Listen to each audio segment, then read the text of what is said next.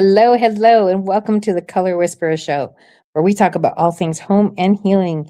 And you haven't seen me new for a little while, and there's been a lot going on.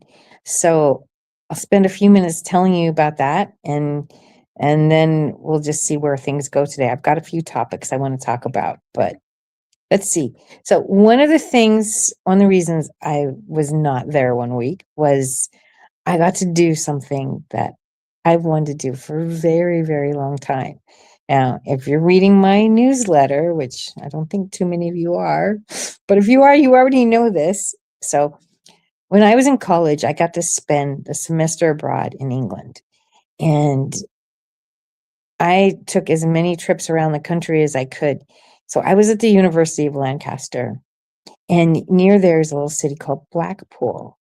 Now, I think what they have there is you might have more of that on the East Coast than we do. I haven't been to too much on the East Coast in this realm, but so it was sort of an amusement park, but it's more like what I imagine Coney Island amusement park is. So it's not your Six Flags Magic Mountain or Disneyland. They had some more like church bazaar kind of a church festival kind of rides, or maybe like my city has days that they celebrate the city, so it's more like that.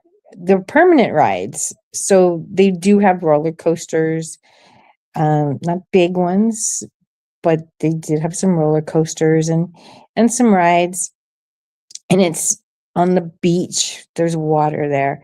It's interesting because like the British beach and the California beach, like you can't even compare. But you're on the water, and the streets are so cool. They have these signs all over, and it's just fun. Everywhere you look, it's fun, and they have this massive ballroom that I walked in there and I was like, this place in its heyday was like the bee's knees, right? And it was beautiful room, and they weren't really using it. I got to eat there, and it was okay. I mean, but I just sat there and walking through this building going, imagine, what's this song? Is it Dance Hall Days? It's not Dance Hall Days. My sister went dancing. Oh, I can't get the rest of the song. My sister went dancing at anyway, but that's what goes through my head. Oh, maybe Mark, you can look up that song. Shoot, what is it? It's gonna bug me now. Until the dance hall went away. Anyway, it doesn't matter. If you know the song, you know what I'm talking about. If you don't, it doesn't matter. You got the gist, right? So anyway, it was such a beautiful space, and it was dated a little bit, but you could tell this was a place where people got dressed up in like the 30s, the 40s, the 50s, the 60s, and they came here. And we didn't have TV. We didn't have, as much back then. I mean, yeah, there was TV, but it wasn't like you got 50 channels, and it didn't consume our lives the way it does now. And people wanted to go out. This is what kids did. To meet people. This is what adults did, to go have fun. And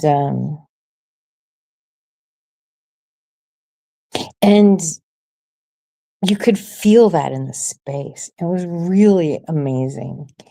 And I felt like I was, looking at history, sort of, and taking a little bit of a step back in time. How cool would it be to have come to this place all dressed up in a gown and go dancing? And anyway, so too many more years than I want to count. I'm in swing dancing, and the Art Deco Society of LA does a thing every year at the dance hall. It's called the Casino. There's no gambling in the casino. Casino is just a meeting place. But they have this amazing building. It's stunningly gorgeous. And it was built in the 1920s. And they did a 1920s themed ball. So everybody's dressed up in their 1920s flapper wear, lots of sequins, lots of feathers, top hats, tails. Oh my God, it was magnificent. And I got to go dancing in this gorgeous, gorgeous building. It's not Blackpool, but it's pretty much the same thing. It was the same feeling, right? And this is a big deal. Like back in the 50s, you would take a ferry boat. It's not really a ferry. Then you take a boat over, but they would have dance nights. So it took about 2 hours to get over to Catalina. So they would have dancing on the boat, and they had maybe even a band or an organ or something, and they'd be dancing on the boat. Then you'd go to the casino and you'd dance, and then there'd be like a midnight boat coming back, and there'd be more dancing, and so you literally could dance the night away. And yeah, those days are not so prevalent. They still have balls. The high school there occasionally uses it for their prom or for their graduation, depending on what's going on. But truly stunning building. And I'd never been to Catalina before. It was so amazing. It's like this little beach community, and it's untouched by, like anywhere else here, you see all the typical, chain stores and all the big billboards, and this didn't have any of that. And it feels like a small town. It is a small town. We met some of the people in the high school, and what'd she say? The whole high school? No, like all the schools has less than 1,000 kids. I think she said the high school had 400 people. Sorry, my cat's going crazy. They're breaking stuff all over the place today. I don't know what to do. I don't know why they're mad, but they're crazy. Anyway, so that's what you see going on. So anyway, apparently there's only like 4,000 people that live on the island permanently, and everybody else is, tourist. So it is very much a small town, and it very much feels like a small town. And I went in this one hotel, and you will have to go to my newsletter to see this. Posted these pictures. I don't remember if I put it on my Facebook. I might have put it on my Facebook. There's this one building that struck me. It's very hilly, very, very hilly area. So we're going up the hill to go to the museum, and there's this pink Victorian house. Oh my God, it is gorgeous. And yeah, I don't like pink that much, but this was a nice pink. It wasn't a garish pink. It worked. And I was like, oh, we have to go up to that house. We have to go see what it is. As we got closer, it's like, oh, it's a hotel. I'm like, oh, we have to go into the hotel. And we're getting closer, and I'm getting all excited because I'm like, oh, this house is going to be really cool inside. And it's going to just be amazing. And opened up the door, and the first thing I see is apparently it was always a hotel because it had a front desk there. A front desk there that had the old wood and everything, and I was like, oh, this is cool. And then I opened up the door a little bit more, and a little bit more, and I see their lobby. My heart broke. Absolutely broke. Now, first of all, they had granite 12 by 12 tiles. Okay. Never were those a sign of luxury. And it was that kind of grayish bunch of shades of gray granite that got really overdone and really popular. And the 12 by 12, that was never luxury. That was always like, here's a cheap fix. We're going to make it, we're going to give you a cheap fix to look like luxury. And the whole floor was this granite. And I'm like, why would you do that? It just, such a bad decision on so many levels. I mean, even back, like in the 90s when, that stuff was everywhere. I'm like, this was bad. And then they had just the cheapest looking, we got at, pick your, Big Lots or we found on Marketplace or whatever that you could imagine. And it was very modern looking. And I'm just like, no. Now, a lot of people are mixing modern and the old because people are wanting the modern.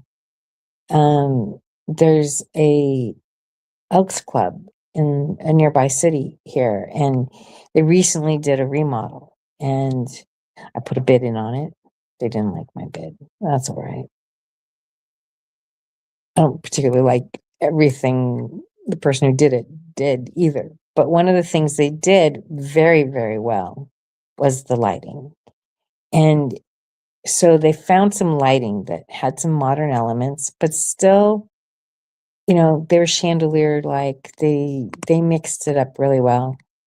And the word these days, the design word, the catchword is transitional. What does that mean? That means that it spans between decades, it spans between styles. And so, for instance, this building is over 100 years old. So you would very likely see chandeliers in it. And you might see, so they would take more the simplistic versions of the chandeliers that they would have had back then. And, maybe the light shade is a little bit more modern, but they're honoring the past of what was. They're not making it like, here's a bunch of bubbles attached together. I've seen that light. It can be very pretty, but not in that scene. And so it's creating an ode to the past, saying, yes, we recognize what this is, but we want a little bit more modern flair to it. And you can do that a lot with draperies. You can do that. Lighting's a really easy way. You can do it with furniture. Rugs seem to be a little bit more timeless. You can do a really simple rug, and that can make a big difference. Draperies. So one of my favorite projects was I got to work on this beautiful old house built in the 1880s. And it was an arts and crafts home. And we were adding on a master bathroom because they didn't have one. And I found this fabric. I love this fabric. So they wanted more light in the space. Well, that doesn't mean you paint everything white. That's the last thing you do. You need to find things that reflect light. So I found this fabric, and it was, I guess there was kind of a floral motif, but it had kind of a stained glass look to it. It was yellows and blues and greens and teals, and it had these kind of brown lines that looked like, if you were looking at a stained glass window, they would have been the leading. And then we also put some stained glass on that window too. And it really, really just came out stunning. And so that wasn't a case of like, okay, let's honor the past, but let's use a little bit more modern flair to it, a little bit more modern style and colors, and use the colors to brighten up the space and make it feel fun. And so anyway, there's a lot of ways that you can keep the honor of the old. There's a hotel I went to in Florida decades ago, and it's a very famous hotel. And it was built by the Vanderbilts. It was a Vanderbilt house. Or maybe it was a hotel. They turned it into a hotel anyway. Beautiful architecture, absolutely gorgeous, gorgeous, gorgeous architecture. And they made the insides very modern. But what did they do? So they didn't touch the molding, but it's Florida, so brighter colors. So they had pink walls. And then they had some more modern pieces of furniture, but the rugs were very traditional. And they did have traditional pieces of they did have some traditional pieces of furniture, but with modern fabric on them. So there's design rules. It's knowing how to break the rules that makes the design work. And everything doesn't have to be the same. And we went into another hotel here, and they had done something funny. So there used to be a post office on the island. So the post office used to be part of this hotel. They must have a post office. I don't know. They didn't. They said they didn't. I'll have to look that up. But anyway, the post office used to be there inside the hotel, and they're still using carrier pigeons. No, I'm kidding. Oh, but they did use carrier pigeons to get their news, because this was before, you know, before we had all the technology we did today, but they did use carrier pigeons for a while. So anyway, they had a safe that they turned into a bookshelf. I'm like, what a cool idea. So there's a lot of things you can do to repurpose things and use the reutilize the old and make it work. So anyway, so that's one of the reasons I was gone, but it was fantastic. If you ever get a chance to go to Catalina, I highly, highly, highly recommend it. I wish I could have stayed longer, but you know, I got to go. Yay. Next time. We live, we learn. Of course, vacation's never really long enough, is it? It just seems like by the time you get away and you get settled in the spot, then it's time to go home again. And it's really good for the soul to have that space. We really need that. So another thing is I've been having some tech issues like you would not believe. So still have some tech issues. My microphone is broken. I got a new cord for it. It's still broken. So that means I need to go buy a new microphone. I've had trouble with the camera. I've had trouble with this. I've had trouble with that. Yesterday, I got a virus on my laptop. Thank God for ChatGPT. Oh my goodness. I don't know what to do. I'm not a computer genius at all. Although there's people who think I am. That says a lot more about them than it does me. Although it's amazing, as I get older, the more techie I become. And yeah, but I can't beat your 20-year-old. So your 20-year-old still knows more about the computer than I do. So anyway, got to get that fixed. So that's next week's agenda. Is we got to work on fixing whatever's going on here, so that I can get on and do podcasts from our normally scheduled place. Thankfully, to technology, we can do it anywhere. but it's much better at a desk than me holding my phone in front of me. So, and another reason I have been, oh goodness, I'm so sorry. I'm so sorry. Hey, Mark, That's no problem. You were yawning. I was trying to look up that was it song. Dance Hall Days? Yeah, there was a song called "Dance All Days." I also saw that Van Halen did "Dance the Night Away" and everything like that. And as you were No, talking about that it was small, a British band. I know that much. there was a British band. It was a British band. I know that much. So I I'll think it type might it. have been Dance Hall Days. Does that start out with? Hold on, British band and "Dance All Days." Dance All Days. Let's see what comes up. I think that's what it is. Is a British band called Wang Chung that did a song as a British new wave band. And yes, they had a song called Dance All Days. Can you read the chorus? Can you get the lyrics and read the chorus? And let me see if I can read the chorus and the lyrics and everything like that. So hold on one second and I'll see if I can I'm read pretty the sure that's it.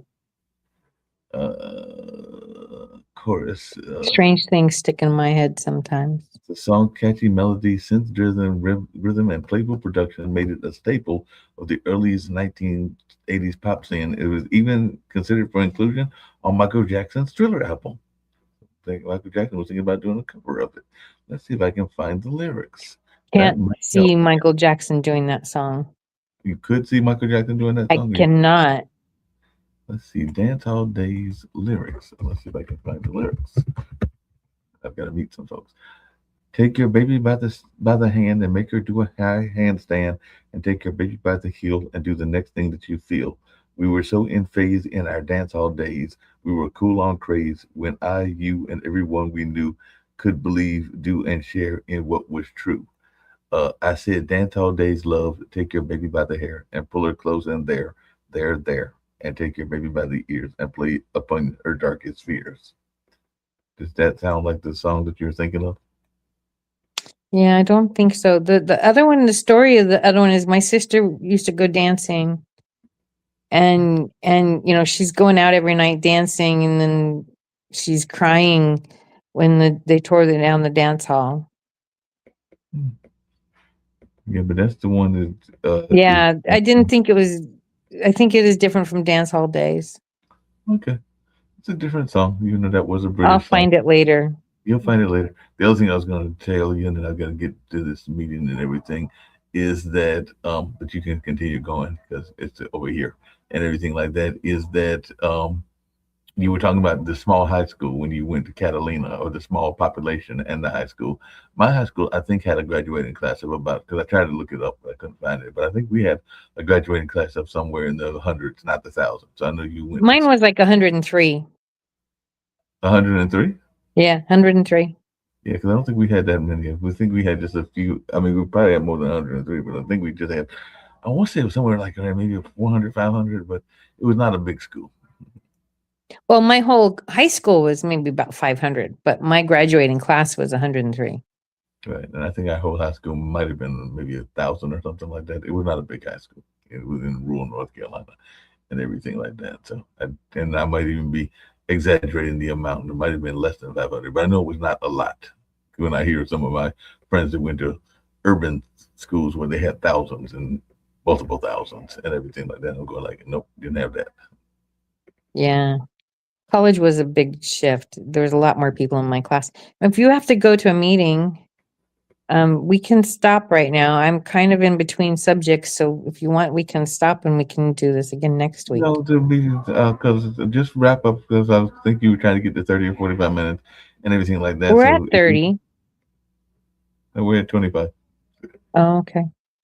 If you want to get to the other subject and wrap it up, I'll just go off and then we'll end when you tell me to with the can do spices. But yeah, get to your other subject and Okay. complete All right.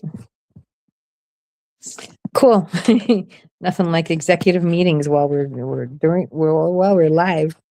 But that's the joy of live TV.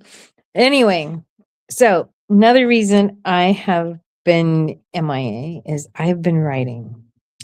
Now, I have known for a very long time that there is a second book in me. my first book was written maybe 15 years ago. How old am I? Maybe 20 years ago? No. Let's say 15. That feels better. Anyway, and it was a huge accomplishment for me. I was so, it took a long time and I had to face a lot of tech issues and what to do. And I've always loved books and, you know, I've always loved writing, and being able to say there's a book with my name on it was a huge, huge accomplishment in my world. And for many years, I've been like, I know my next book is there, but I didn't know what it was about. And I've played at a couple of different things and they kind of fizzled. And then I got this like, your next book isn't about interior design. Okay, fine. I'm okay with that. Tell me what it's about. Well, the all-powerful ethereal they finally told me what it was about. And I have been writing. And I did something I couldn't do last time. I hired a book publisher. And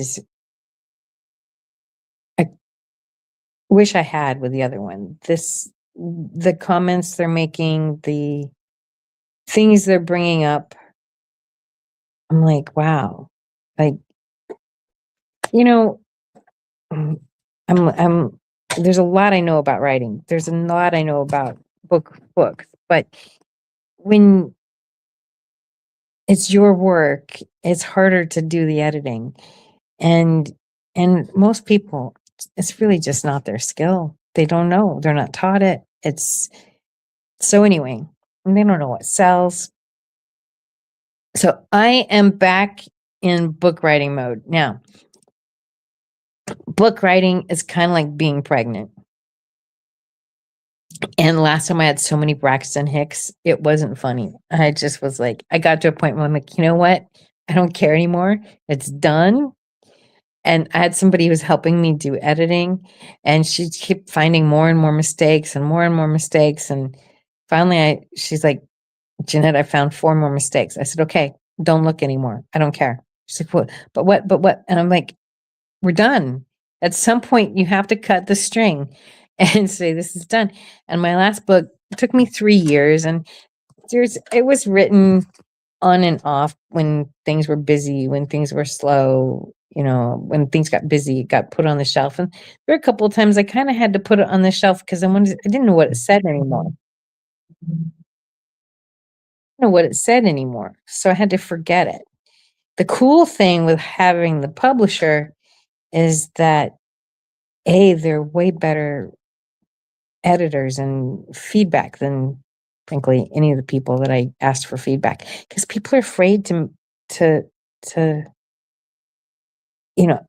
they're afraid to tell you the truth. They're afraid to say this doesn't make sense, and they don't want to hurt your feelings. And I'm like, please hurt my feelings, because I'd much rather you hurt my feelings and have a better book than go through all the problems of all this stuff of releasing the book and then nobody buys it.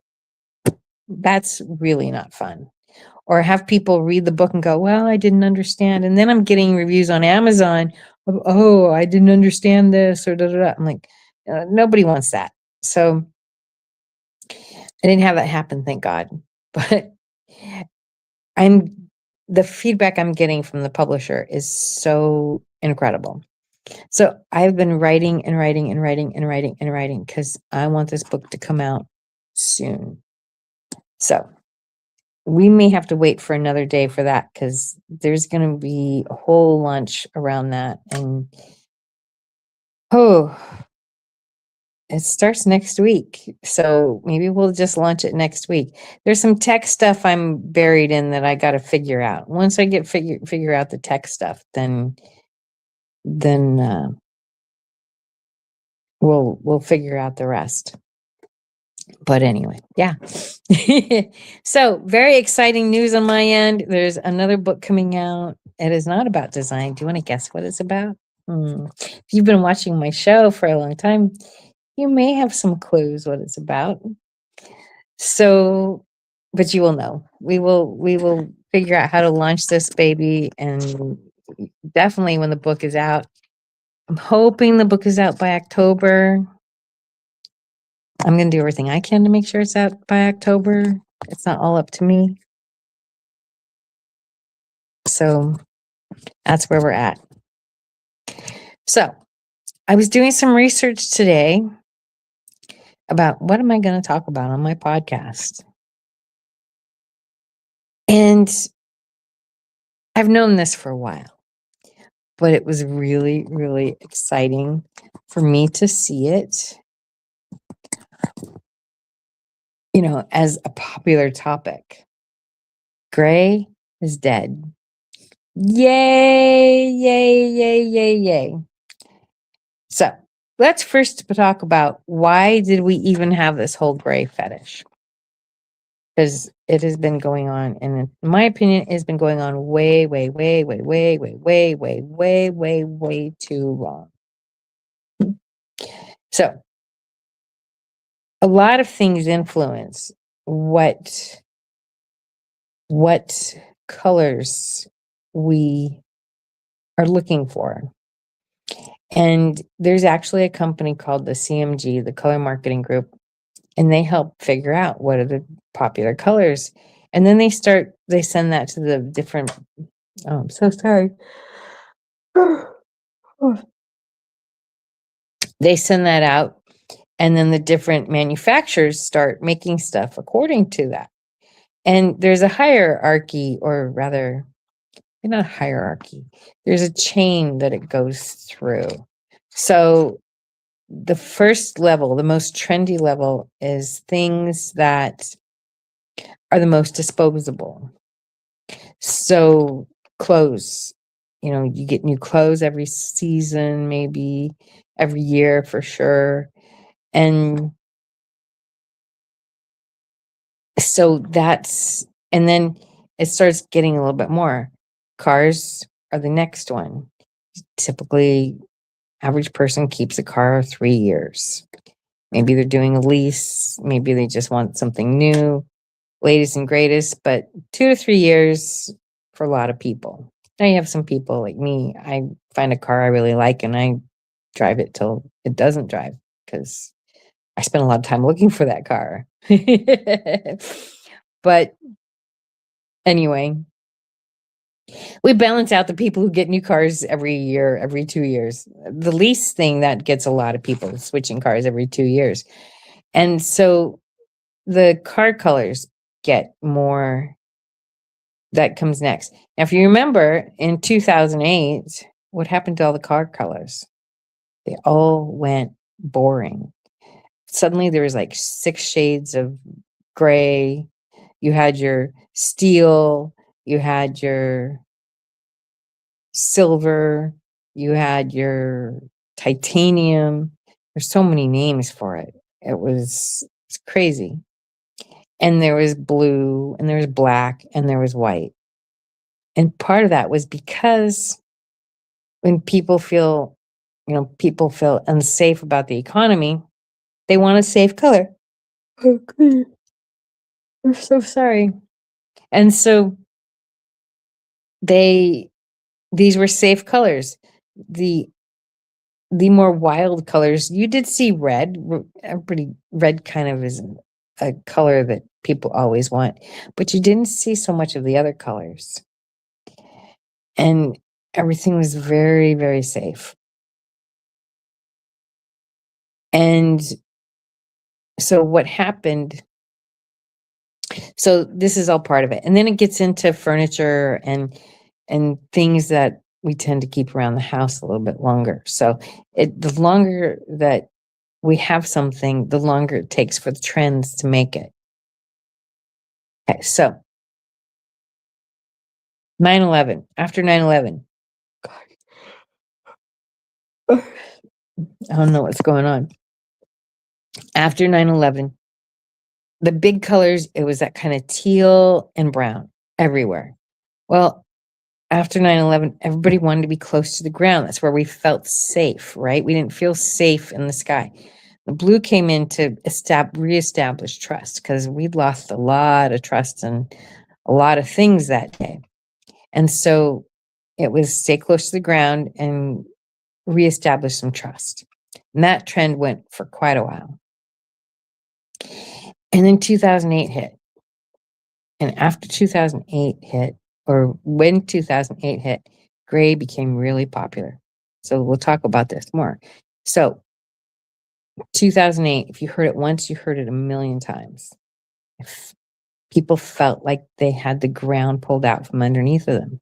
People lost houses. They bought loans that they didn't realize were junk loans.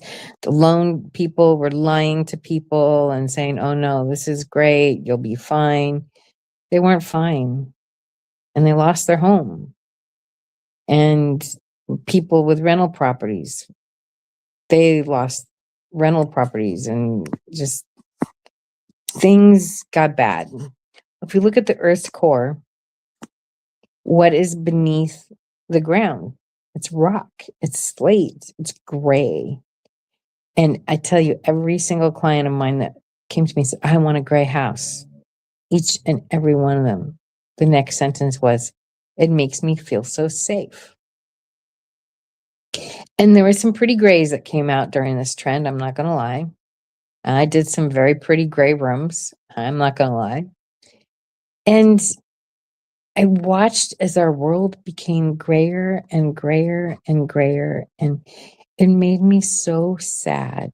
I remember in high school, we had two teachers, they were a couple, and they loved to travel. They loved to travel. And so they would take a group of kids with them if they wanted. And at Christmas, they went to New York and saw the ball drop and got to see the Rockettes and all that fun stuff, right?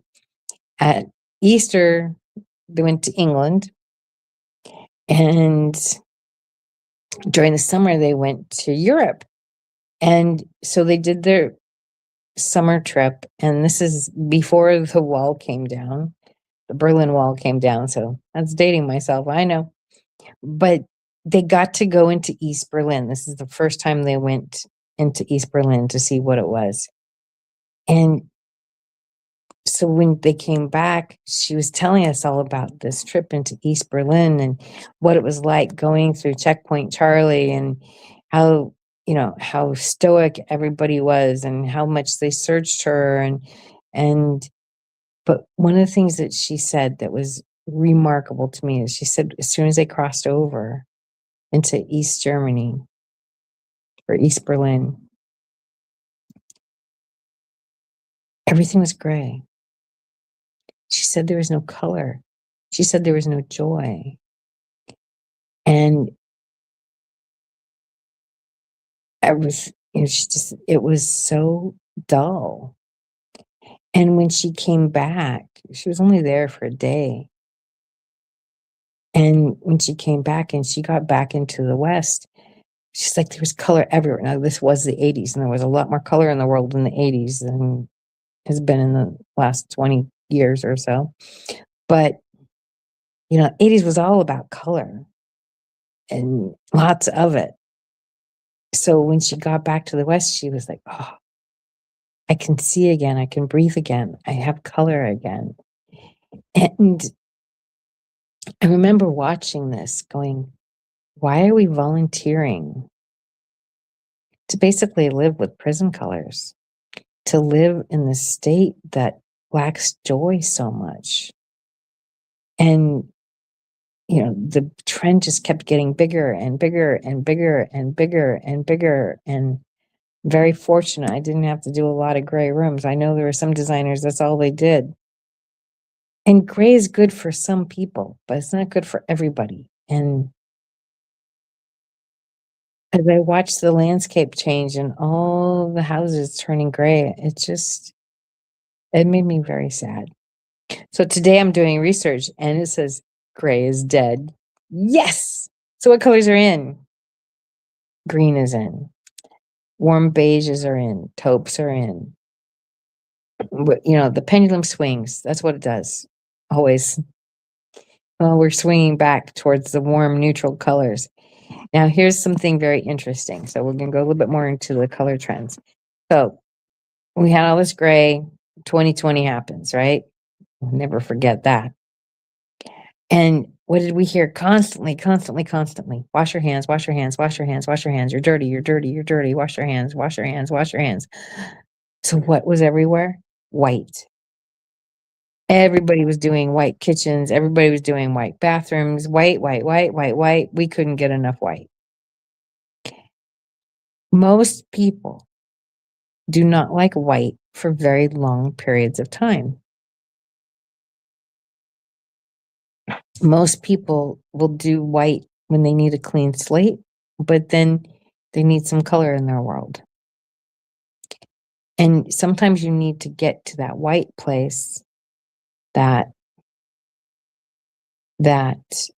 allows you to make the decision for what colors you want. And one thing that happened with everybody during COVID is we had to face our demons. We had face-offs with friends that maybe weren't friends anymore because of where they stood via politics, via, how dangerous COVID. Did you get a shot? Did you not get a shot? Are you wearing a mask? Are you not wearing a mask? I mean, these were violent fights for a while there, depending on where you were. And all of us had to say what's really important to us. Is this friend of mine that I've had for 30 years important to me? Or,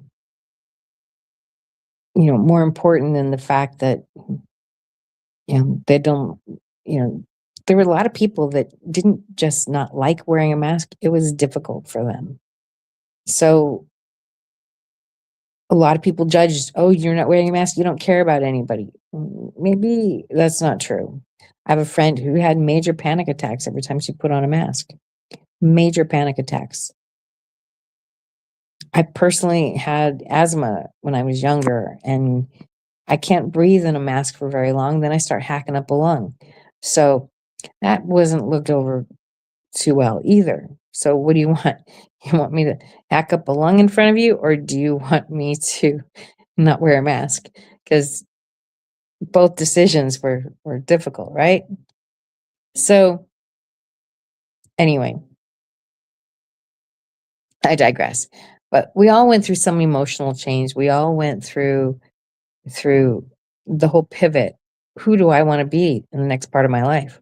Maybe you had to change jobs. Maybe you had to pivot your job. Maybe you lost your job. Each one of those things, it's okay, so what next? Who do I want to be next? And we all had to decide what's really important. Okay, and that changes our identity. Who do we see ourselves as? What do we see as our point on the planet to be? And green helps you deal with that change. Green is really good at helping you deal with emotional change. So green is coming in.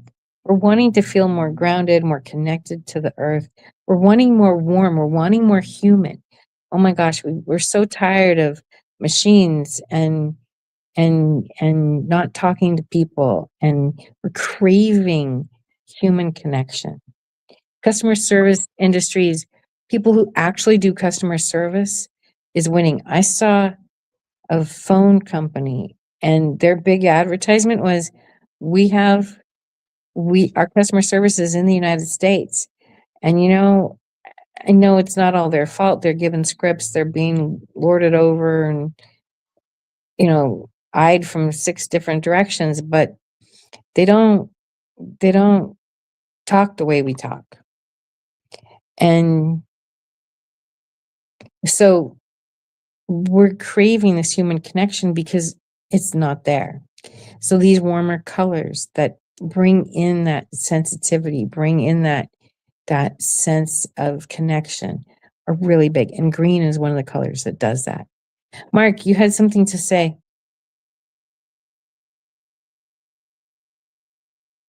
So anyway, so I'm so excited. Gray's going out. Yay. I'm trendy again. Woohoo. Oh goodness. So anyway, if you're following trends because then that's what's hot and that's what's not, and I could not be happier. I felt like I couldn't, yeah, it was just a really interesting world to be in. So yay, what I like is now popular, and hopefully that brings on some new opportunities. And yeah, so that's it for today, I think. And it's been a lot of fun catching up with you, and we will be back on track. I think next week we have a guest, so that'll be exciting. And we have a healing guest, so that'll be exciting. So we will not be launching my new book or my new thing. The book won't be done till October at least. We won't be launching it next week, maybe the week after. We'll see. Anyway, it is time to get some good food in you because we got to be healthy. And that means we need some Kendu spice in our life. These spices are amazing. They're going to help you feel better, think better, be better. So, Mark, have you got Kendu spice lined up? We shall see. We shall see. He was there a minute ago, but he said he had a meeting to go to. So maybe not. So what can I tell you about while we're waiting for Mark to find some Kendu spice?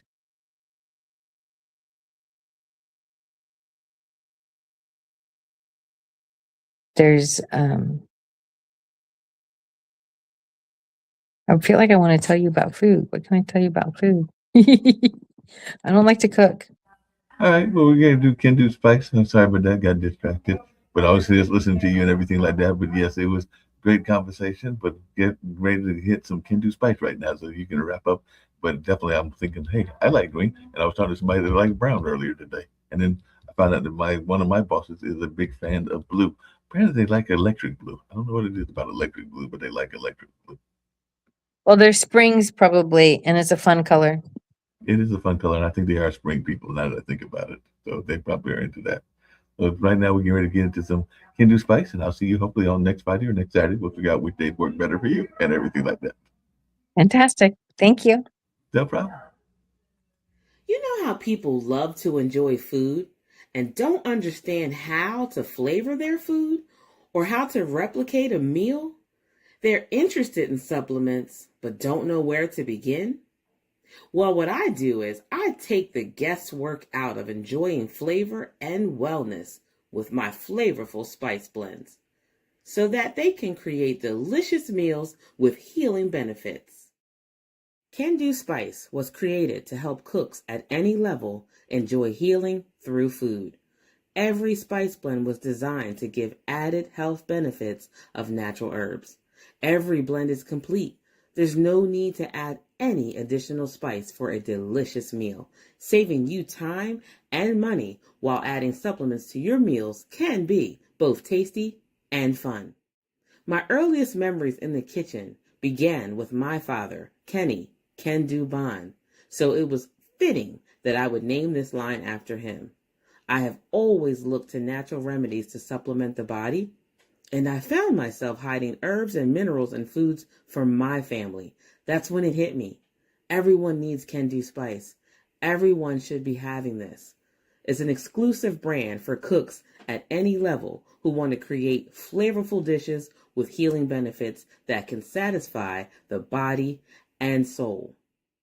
Add a little spice to your life. Give Kendu Spice a try.